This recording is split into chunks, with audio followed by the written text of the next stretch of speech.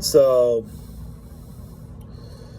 regarding this buzz, this coverage about tactical nukes, and, this idea that Putin would use tactical nukes in Ukraine. First of all, Vladimir Putin has never once, as far as I know, mentioned using tactical nuclear weapons in a conventional war, in any conventional war, including this one. I think their long-held doctrine has been that nuclear weapons are only to be used as retaliation for a nuclear strike on them or an imminent threat. And I was just watching Colonel McGregor, and I've heard this many times, and I watched this happen as it was happening. And we all did, but we all tend to forget. Just last year, the conversation was, should Ukraine get nuclear weapons? Obviously Russia was highly against that for good reason. I don't think we would tolerate, we actually didn't tolerate Cuba getting nuclear weapons. So how is Ukraine any different from that? I don't know, but that's besides the point. So what I really want to talk about here is that this whole conversation has been started over nothing, simply because many people in the United States would love nothing more than for Vladimir Putin to use tactical nukes in Ukraine. They're looking for an opening to jumpstart a whole new industry of tactical nuclear weapons production. That's what they're looking for. Imagine the money they could make. As a matter of fact, we've already seen this movie in the 1960s, 50s, and 60s.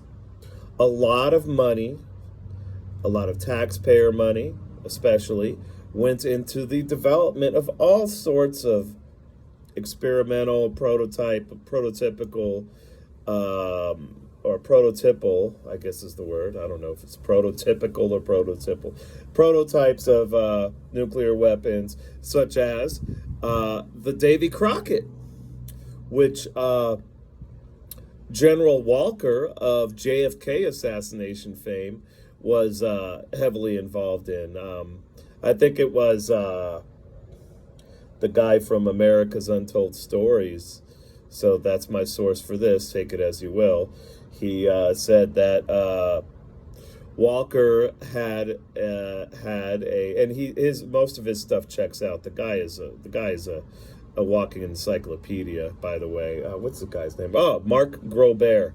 So Mark Grobert said on one of his excellent podcasts with Eric Hunley that General Walker in Germany, in his headquarters building in Germany, had a fucking closet in the headquarters full of, I don't know if it was full of the Davy Crockett bazookas. I don't know if they had the nuclear warheads on them, but apparently he just had a bunch of these in a closet somewhere in his headquarters, like I'm sure a secure closet. But in the 50s and 60s, that was a big cottage industry that was siphoning off a lot of American taxpayer money, okay? And I think, the military-industrial complex would love nothing more than for someone, somewhere, I don't think it really matters to them who, to use a tactical nuclear weapon so that we can then justify, ramping up our own tactical nuclear weapons production. Because, a standard cruise missile is what? A couple $1 million. I'm sure adding, or used to be, I think maybe that's gone down, but they're still expensive. And imagine the upcharge you can do for a Tomahawk cruise missile with a tactical nuclear warhead on it, or better yet, like, a Fallout style tactical nuclear launcher, Fat Boy or whatnot. So that's what this is all about. We must never forget to follow the money, who sponsors the media, and who's calling a lot of shots and has a lot of influence in Washington, D.C. Well, guess who? It's General Dynamics, Raytheon, those sorts of people. I was driving on the Beltway over the summer, coming back from up north, and we drove right by. I guess it had been built since I've been there. A branch or maybe the headquarters of General Dynamics right there off of 95.